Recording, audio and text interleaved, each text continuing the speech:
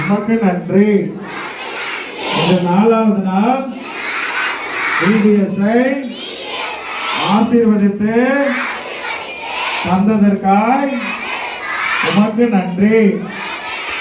இந்த நாளிலும் நாங்கள் பரலோகத்தை குறித்தும் நரகத்தை குறித்தும் கற்றுக்கொண்டோம். உம்முடைய பரலோகத்தில் நானும் எங்க குடும்பமும் வர வேண்டும்.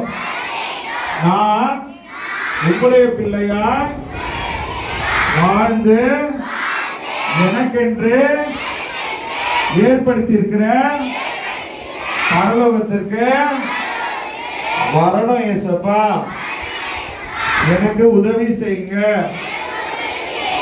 இயேசுவின் மூலம் ஜெபம் கேளும் எங்கள் நல்ல பிதாவே. ஆமென், ஆமென், ஆமென்.